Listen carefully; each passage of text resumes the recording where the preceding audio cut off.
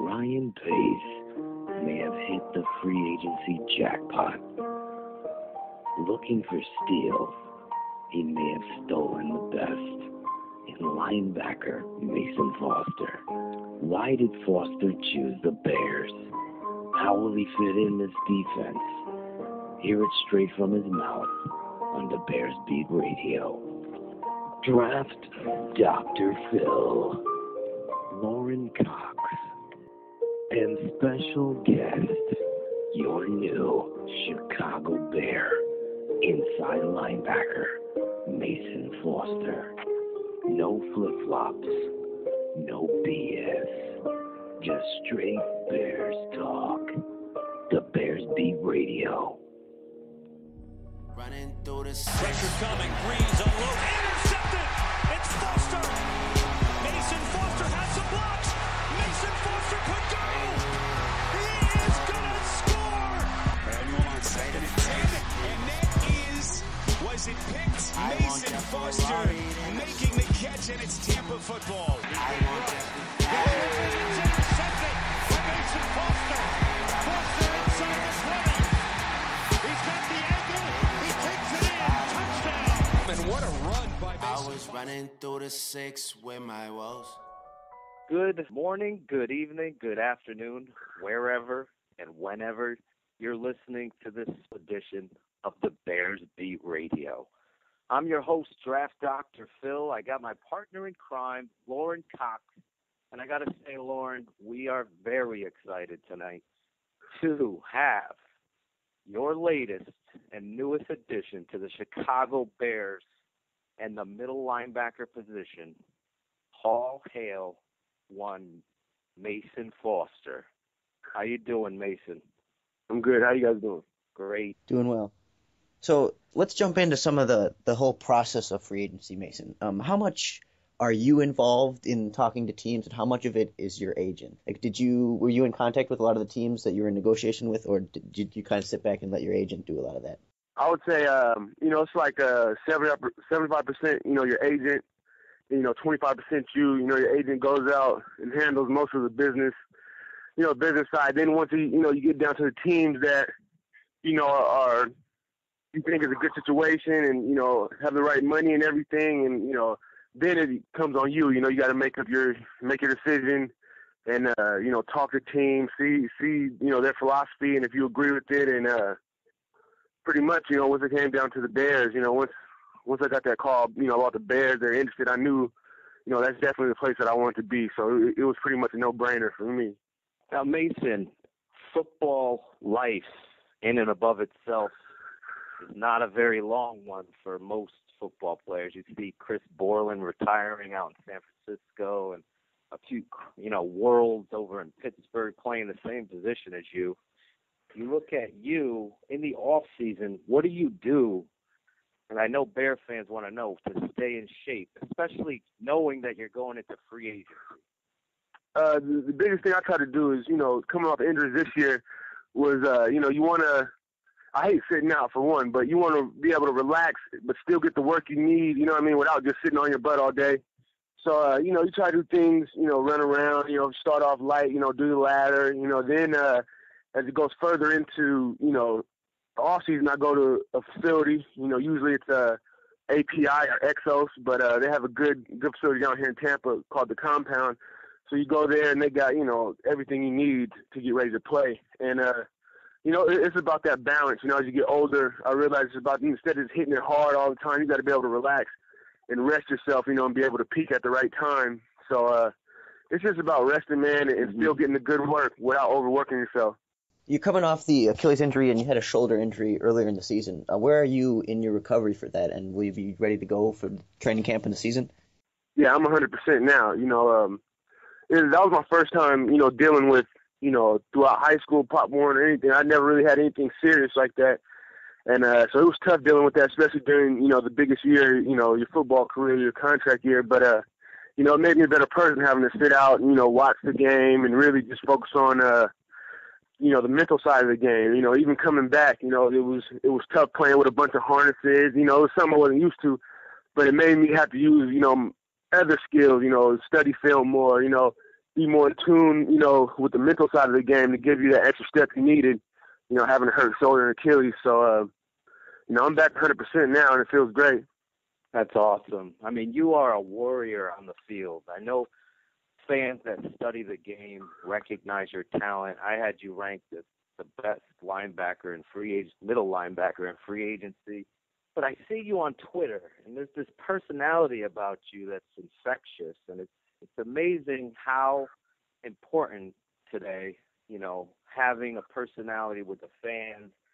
You seem pretty active there with the fans on Twitter. You were leaving these Easter egg clues out there and kind of teasing the fans for the Bears that you might be signing with us. Was this fun for you, or was this whole process really going on where you were back and forth? Were there other teams involved? Yeah, there was a few other teams, but, I knew, like I said, right from the get-go, I knew as soon as Chicago had interest, that's where I wanted to be. So it was like the whole time, I knew that that's the place I was going to choose, no matter what other teams came with money, whatever. I knew that Chicago, I wanted the opportunity to play in a great city like that, for great coaches. So it was kind of, just going back and forth, the whole time. And I love interacting with the fans. It's something, that I take pride in, man. I remember growing up watching all the, the big-time players, and I was like, man, I remember how it feels, to have people not shake your hand or, they don't have enough time. So I try to be the guy who never walks away from a fan or never, I know it's tough, and you always end up walking away from somebody. But, I'm just a regular guy, man, and, it's a blessing to me that people actually want my autograph or, want me to follow them on Twitter. So I'll do whatever I can to make somebody's day. And, it's just fun for me.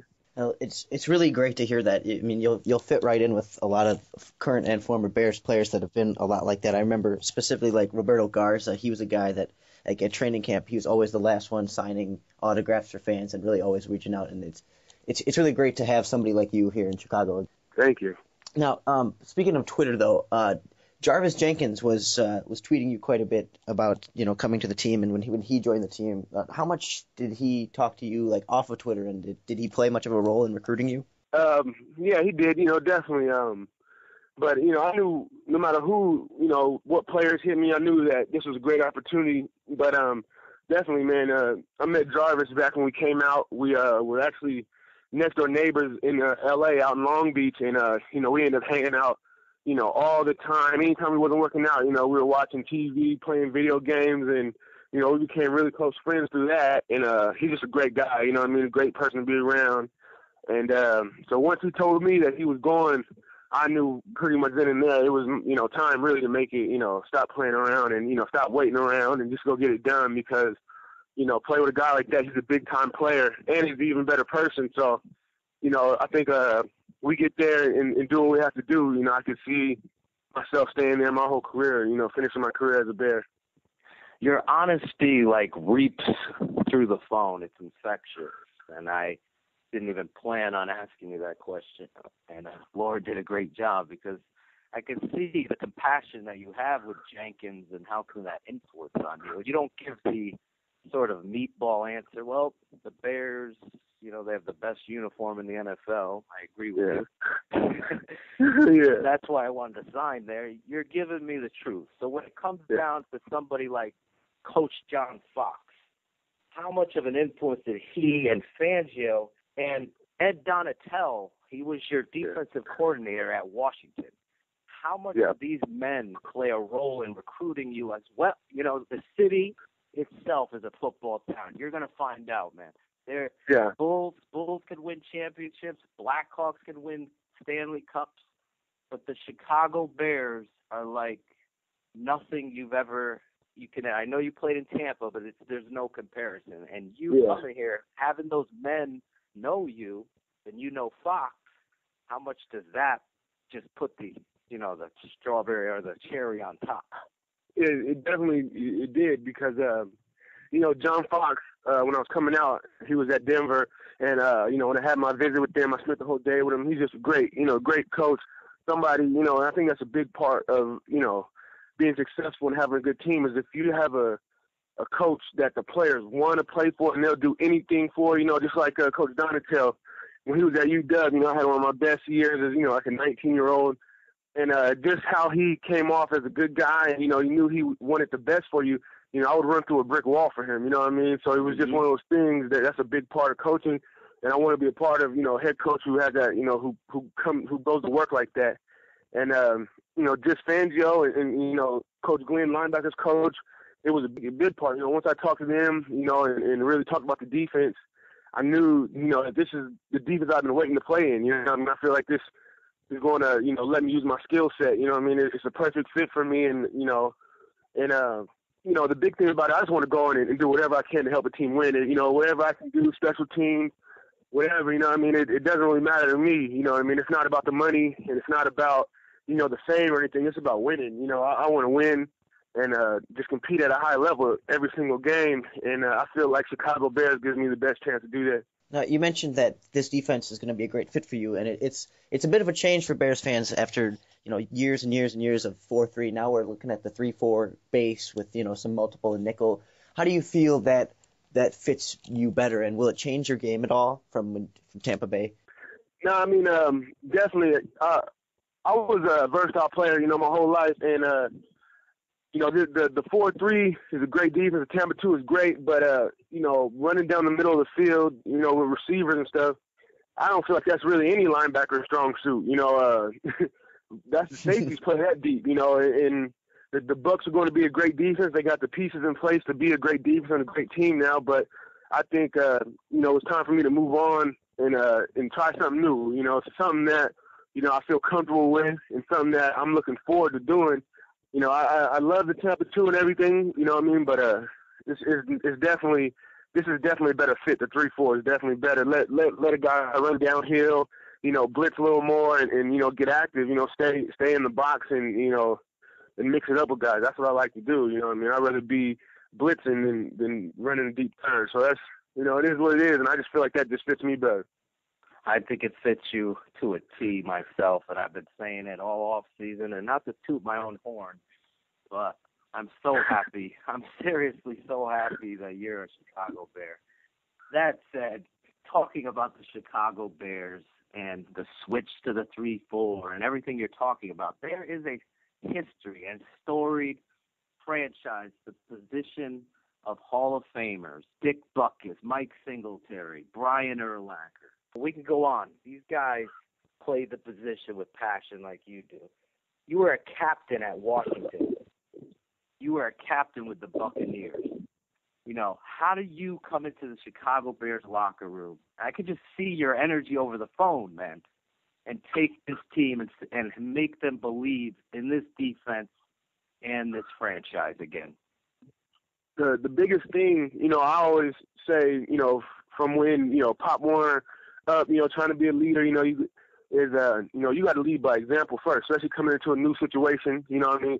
It's a good thing that we're all starting fresh, new GM, new coach and everything, but before you come in there talking and trying to, you know, announce that you're the leader, you have to show it. And I feel like guys will gravitate towards, you know, guys who bring that passion, that energy, you know what I mean? And they're more likely to listen to a guy like that who's is there every day working, doing the right thing. Guys are going to follow you, you know, regardless if you're talking or not.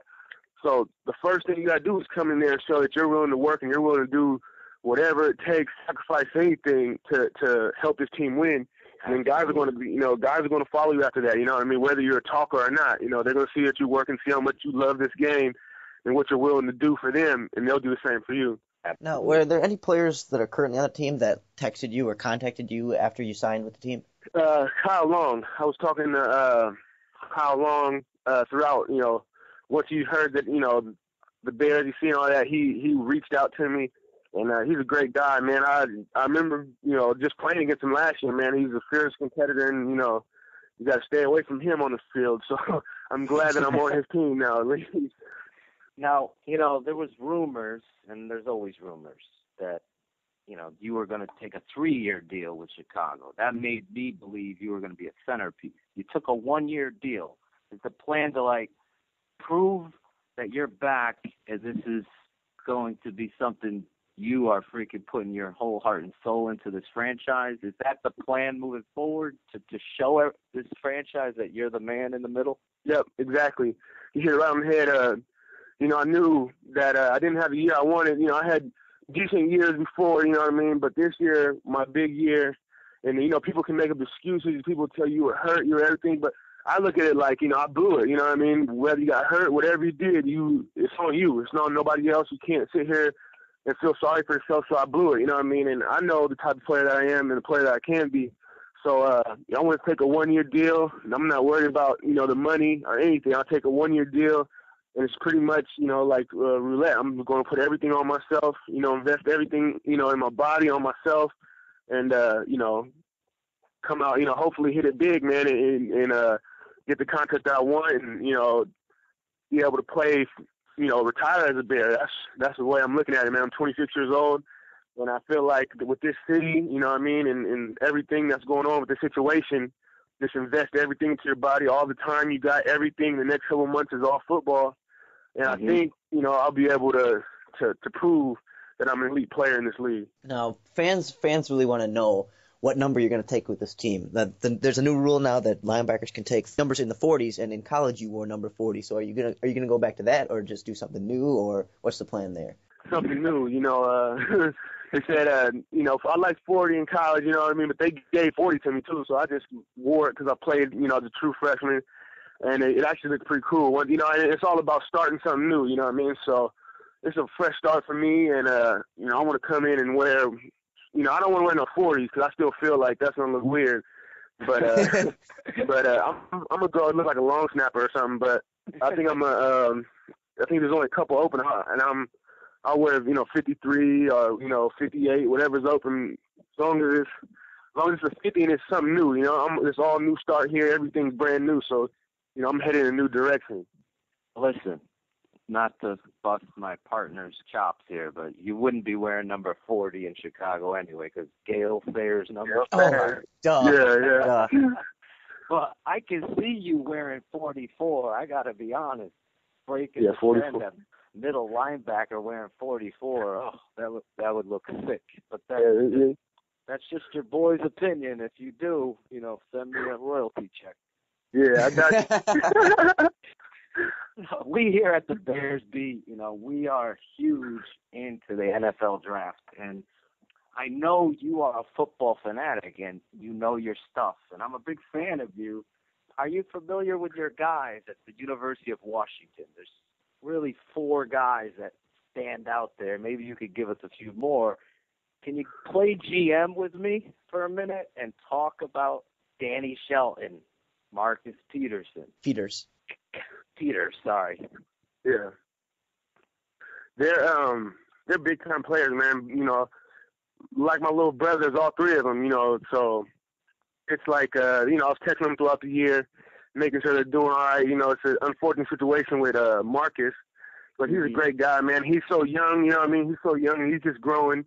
And, you know, the first thing he said to me, you know, was he admitted that he was wrong. It was nothing on the coaches. So I figured once he said that, he's heading in the right direction already.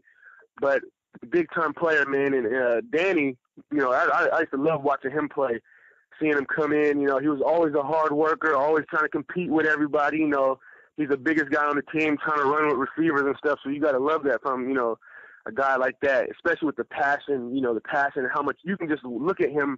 You know, look at him at the combine, you can just tell he loves the game. Like, he loves playing football. This is his life. And, you know, me being an inside linebacker, I think it's a great move to get a guy like Danny Shelton on the team, you know, keep those big guys off me. You know what I mean? But, hey, you know, either way. You're taking my next question away from me now. Here we go. Yeah. How about a guy like Shaq Thompson? I mean, this guy is a running back. He's a free safety. He's a linebacker. What do you feel about his game? Shaq is he's an amazing athlete, man. He's from Sacramento, and I played against his brother, so I was always watching him, you know, coming up at Grant, and you know, he was a big time baseball player. Everything. It's like anything he puts his mind to, he can do. So I think he tells me he's a linebacker. He wants to be a linebacker. He's telling everybody he wants to be a linebacker, but I feel like, you know, he might be a strong safety. You know what I mean? You never know what he can play, but he's a playmaker. So I think anybody's going to be, you know, lucky to have Shaq on their team, you know, and be able to use him in different ways, especially the way that the NFL is, you know, evolving. You know what I mean? Guys like that, you can put him anywhere, and he's going to make a play. special teams, anything, and it's like a little weapon to have. So I'm excited for him, man. He's going to do good wherever he goes and whatever situation he's in because he could adapt to anything, so he's going to be all right. Now, do you ever look at him and kind of see some shades of yourself coming out of Washington? You guys are both very athletic linebackers that can really move around and get across the field. Like, do you kind of see some of yourself in him? Yeah, definitely, man. He would, it's crazy to say because he would always post pictures, when he was younger, post pictures like, look, Mace, we kind of look the same, and it was crazy. It was like scary looking, people called me like, you see number 7, you see Shaq, he plays just like you. He looks just like, on the field. So it was crazy. But I was like, Shaq, you got to be better than me. You got, you got to try to beat everything I did at UW. And he did. He was pushing to beat everything, working hard, And, I think he, set the bar high for everybody that's coming out of UW now. We had, when I was coming out, we had Donald Butler, who was in front of me. He went to the Chargers. Then I came out, Now we got Shaq. So it's keep telling them, man, let's build a nice little legacy, man. Let's keep guys coming out, set the bar high. Guys got to get to, Shaq's level or my level or Donald's level, Then they know where they stand, as UW linebacker. Well, jumping back to the question you kind of answered for me, when you look at Danny Shelton and you're transitioning into the Fangio scheme, is there a level of excitement about the possibility? Because a lot of draft analysts are projecting him there at 7. Would that be something you would be excited about? Yeah, definitely, man. I would be, super excited to have, Danny on the team. Just as a teammate, he's a great teammate and a great guy. Real funny. Keeps the locker room loose. So, it'd be great to have him there, and especially how big he is.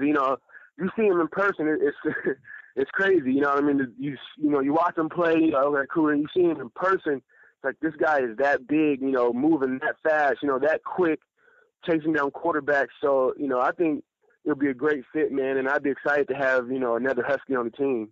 Now, what about a guy like Hau'oli-Kaha, who got almost 20 sacks this year, I think? Do you think his game is translatable to the NFL and he can keep that up in the pro game?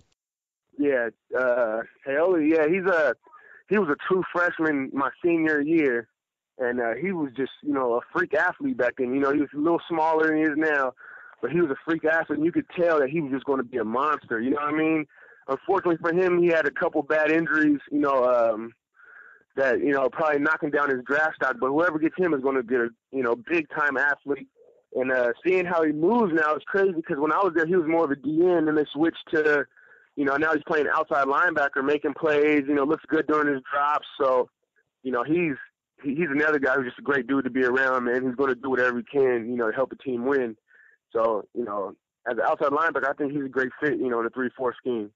Well, you weren't here in Chicago last year, but this team looked like it was on the cusp of something special, and then the locker room collapse. I'm sure you've heard whispers in the hallways or whatever. This is completely changed with the hiring of the general manager, the new head coach, the defensive coordinators, the energy at Hallis Hall. I mean, when you go in there to sign the contract, bring the fan real quick into what it felt like walking into that place of history and signing and becoming a Chicago Bear.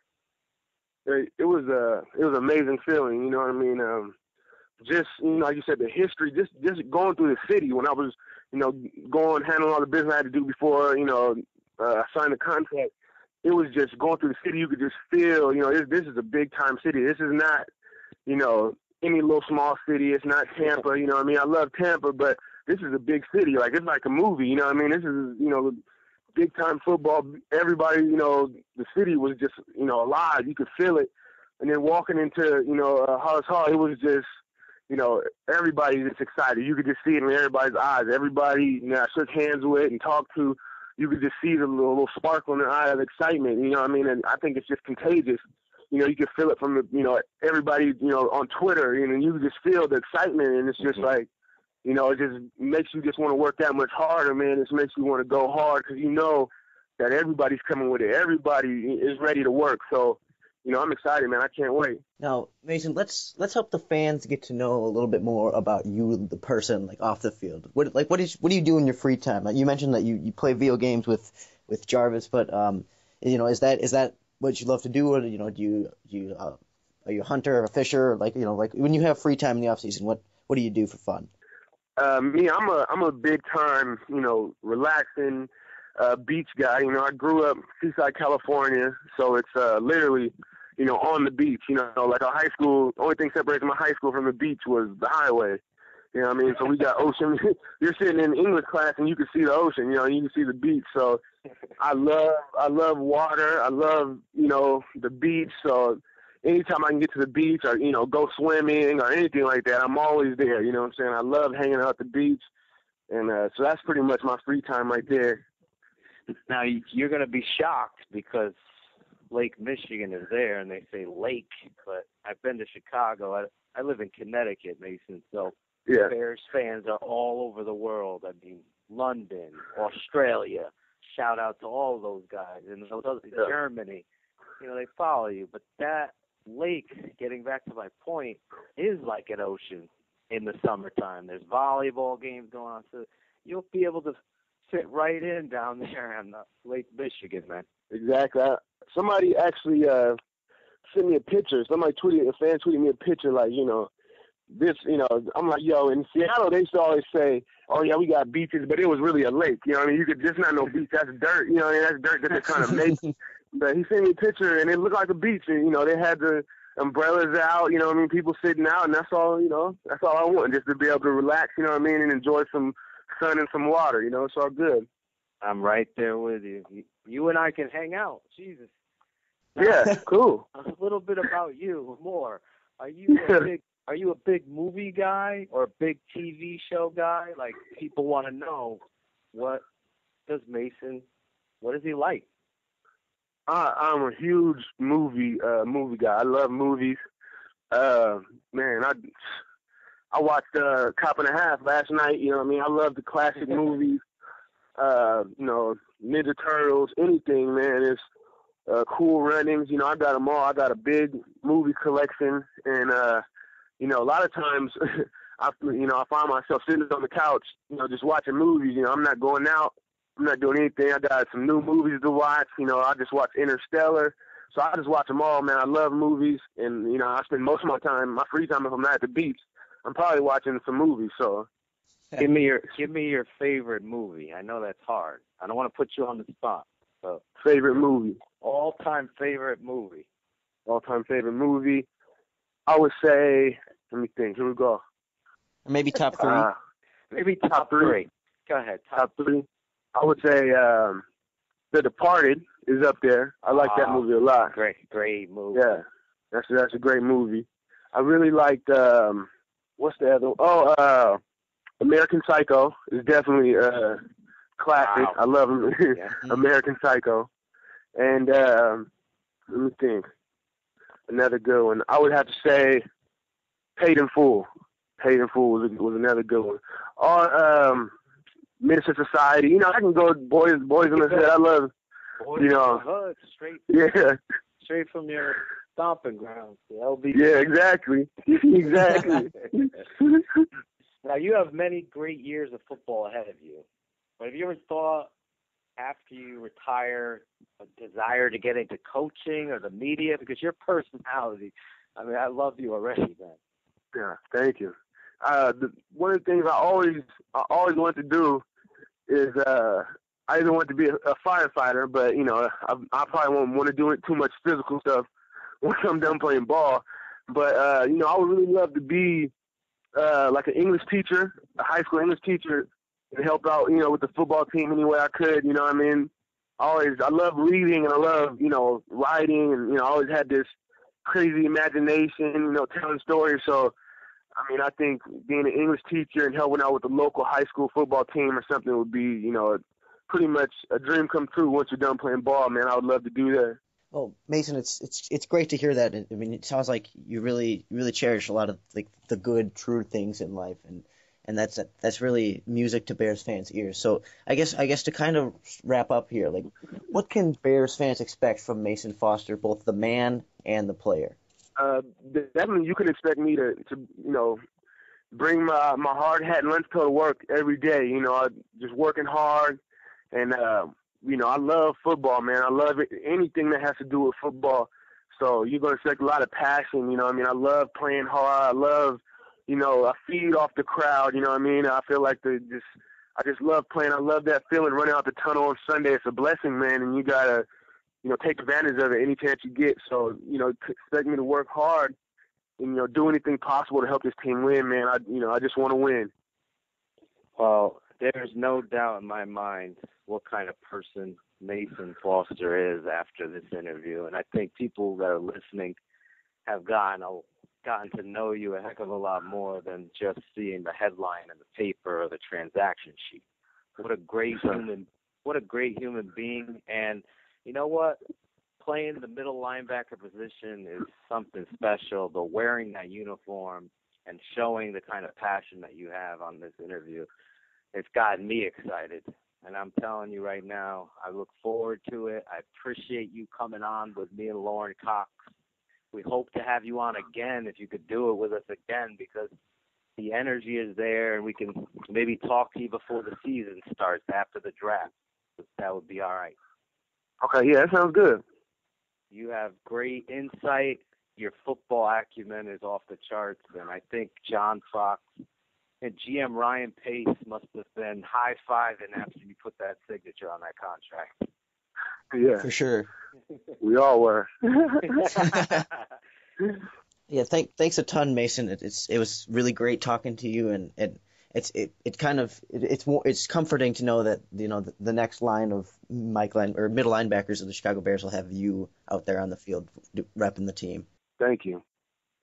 All right, Lorin. I mean, if Bear fans aren't excited about Mason Foster after this interview, I think maybe they're at a Grateful Dead concert instead of watching and listening to DaBearsBeat Radio. And I mean, what kind of class and what kind of energy is he bringing to a locker room? I mean, when Ryan Pace talks about getting leaders and players that define the franchise, I think just after our conversation with him, he hit a home run.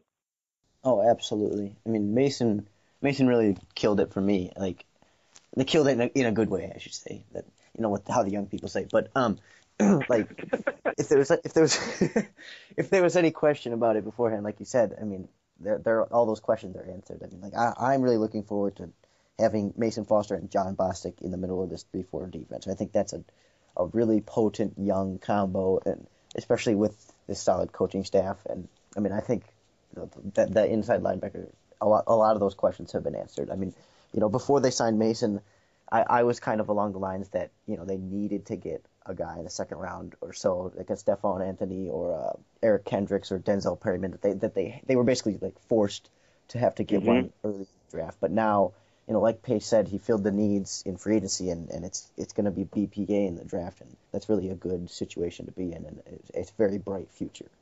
Well, put it this way. If this was American Idol and Mason was singing, he would have just knocked over J-Lo's chair, because I feel like the guy, if you ever talk about a locker room because you've been in one, then you have an understanding of players, and energy is infectious. And this kind of football player on the field is talented as they come, playing the position.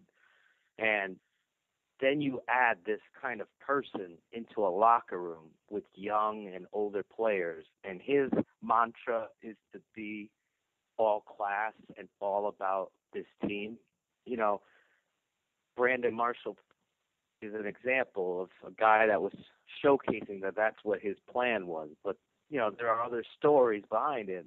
I do this for a living. I look at people and read them and hear who they are, and this young man impressed me thoroughly about what he's bringing to the Chicago Bear locker room. I think, like you said, the precedence, I was right there with you, to get a Mike linebacker in Chicago in the second round was, obviously, I said it was my number one need. But now, signing this guy has been, heaven sent. And I know he took the 1-year deal, you heard it, that he's going to prove that he's centerpiece of this defense.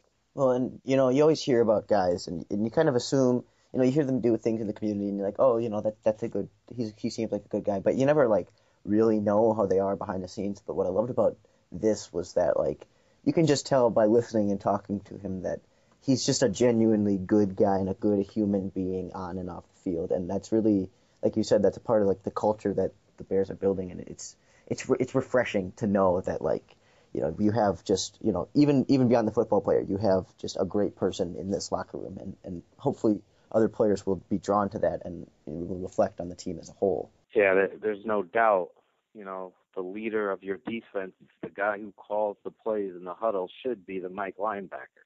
Sometimes it's your nose tackle. And, this guy has the ability, I think, to better fit a 3-4 defense. Like he said, no linebacker is, Brian Urlacher is as rare as they possibly come. This guy was a 6'4", 255-pound free safety in college. It's so athletic that the Bears played him at Sam linebacker to begin with. And according to many of people I know, he almost was looked at as a bust because he just didn't look like the Sam. It wasn't until Barry Minter was hurt that they ended up having to put him at Mike linebacker, and then the true instinctive force of who he was showcased there. However, that was Dick Duran era. Looking at Mason in this 3-4 defense of Fangio, what his expectation is of a Mike linebacker, that inside linebacker, Mason Foster is that missing ingredient in the sauce. And Bear fans have to be happy as me and you, Lorin, that this young man is a part of the Chicago Bears. Well, and you talk about, when guys come out of the draft, how important it is to be with the right coaches and the right scheme. And, Mason was good in Tampa Bay by all means, but it just seems like coming here with these coaches and this scheme is going to be a better fit for him, and I think he can really take his game to the next level. And, I mean, even when in his younger days in Tampa Bay, there were people that started to think of him as one of the brightest futures for young linebackers, and he started to struggle as the rest of the team started to struggle. But certainly he was always in the conversation among the next generation of linebackers, maybe from the outside, but still up there with them. And now I feel like coming to Chicago and coming to what he himself was saying is just a better fit for what he likes to do and what he's good at. I really think he can take his game really to the next level and really turn some heads and say, oh, wow, the Bears got Mason Foster on a 1-year deal for what I'm assuming will end up coming out as a low dollar amount, and he'll really be the steal of this free agency. He really, when we talk about steals, today I had a guy on Twitter asking me what a steal is, or a sleeper. What are they? Mason's no sleeper. Let's just be honest there. He did go in the 3rd round. A lot of times when you're looking at a draft, you don't realize what you have until they've played a few years. Now, Mason, his first year in Tampa, was a consensus all-rookie player. It wasn't until things happened in a team, and that's exactly right, Lorin. Coaching, and I say this 100 times. I don't know how many times I could say it, and there's no debating it anymore. In football, the head coach and your assistant coaches are more important than the actual players, because the talent in the NFL is so superior to anything else that you have the right coaches who expect and control the locker room and their schemes. Then they could do things that players like David Bass and Cornelius Washington and Mason Foster, their fits become that much more precedent in a certain scheme with certain coaching. So fans that really went hard on Mel Tucker, rightfully so, can't really – there's an asterisk for me on him, and we talked about this before, because how much of an influence did Mark Trestman have over Tucker? I know there was a lot more. So therefore, I give Mel a pass. However, I think that John Fox, who's a defensive-oriented guy who knows that you got to run the football to win. There's no way around that. You got to be able to play sound defense, and getting Mason Foster at the middle linebacker position, getting Antrell Roll at the safety position, who I know can play either free or strong. It doesn't matter in Fangio's system how fast you run a 40. You've got to tackle. So getting an Alan Ball now, a big-time corner who also played safety and has experience, you got a Ray McDonald who has experience in Fangio's scheme in San Francisco and is a starter-quality signing. Alan Ball's a starter-quality signing coming off injury. Mason Foster starting. So when I said this week, and Lorin, you and I both admit, they're in it to win it now. This team was, as Greg Gabriel said, there's a lot of talent on this Bears team. So me going after Daniel Jeremiah for his statement about the roster's barren is totally overlooking my original point of coaching. Because I feel like getting Fangio and Fox and Gase is a home run. Absolutely. And it's really wise by Ryan Pace to jump in and get guys on these one-year deals really cheap that really have built the depth back into this defense. Like, that was one of Phil Emery's biggest flaws, is that the Bears would have one or two guys go down, and it seemed like they never had capable backups to replace them, you know, especially like at linebacker position and along the defensive line. They kind of would go into a season taking some calculated risks at important positions where there wasn't much depth, and it would usually end up being that position where someone gets hurt and someone has to come in. So when you add a guy like Alan Ball, you know, if something were to happen to Tim Jennings or Kyle Fuller, then you could have Ball kind of step up and take that role, and you have Hurst behind him to step up and be the nickel, and you know, especially another year under his belt. And then like at safety position, if something happens to roll, or if you know, they get another free safety and he gets hurt or something, you've got guys like Ryan Mundy behind him, Brock Vereen, Anthony Walters even. I mean, those are all guys that have played significant snaps off the bench, and they're at least starter level, I mean, not starter level, excuse me, replacement level, and they can fill in and do what you ask from them. They're not going to be fantastic, but the depth is there pretty much across the board, even like along the defensive line with Jarvis Jenkins. You know, he's not going to start, but if somebody gets hurt and you need to throw him in to play some important snaps, he can do it. I mean, he's not going to be game-changing or anything, but I mean, especially along the defense, you're really starting to see this depth come in. I mean, maybe the defensive line needs a little more, but I mean, outside linebacker, inside linebacker, corner, safety, everything is just really, it's refreshing. And I mean, you don't win in the offseason, you don't win championships, but it really looks like Pace has done a lot of what you like to see. Yeah, without a doubt. It's exciting time for Bears fans because what he's been able to do is really do what he said he set out to do in free agency. Fill pieces so you could take the best player available at 7. And I've been saying it since when, Lorin? Last May after the draft. if Amari Cooper's there at 7, you got to take him in Chicago.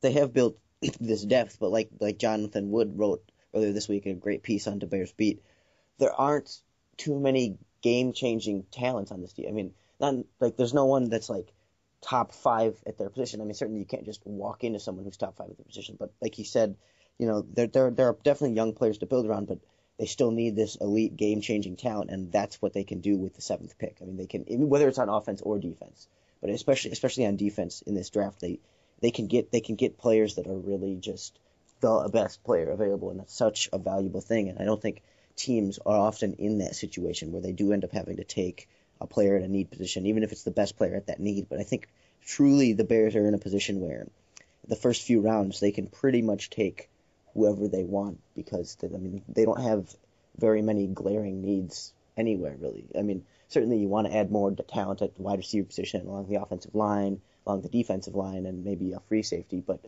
I mean, they're in a position where they don't have to take those positions in the first round, or maybe not even in the second round. I mean, it's really just valuable, and it's incredible how in one offseason Ryan Pace has done so much for the team. Without a doubt, the pieces are fitting. I mean, we went through them, and I'm gonna have an article, my 6 possible picks at 7.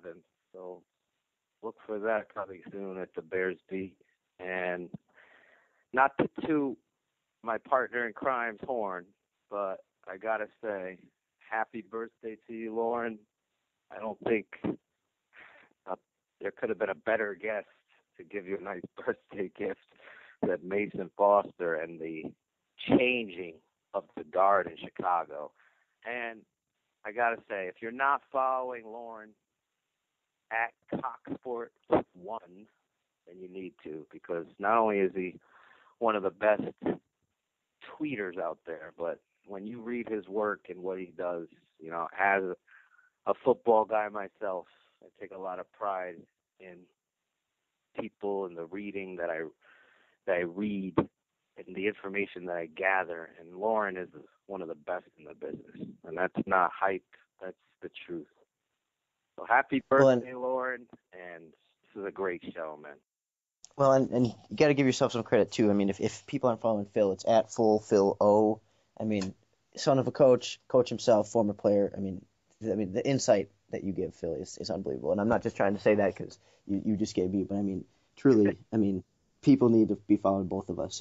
And Mason Foster, too. We didn't give him a chance to shout out his Twitter handle. It's at Mason_Foster. And, I mean, if you haven't been following him throughout this, you really missed out on some fun interaction with fans. And now that he's a member of the team, I think he'll be a must-follow for Bears fans going forward.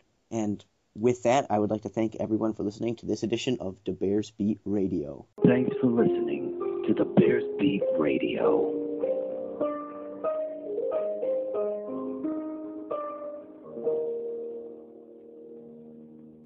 With my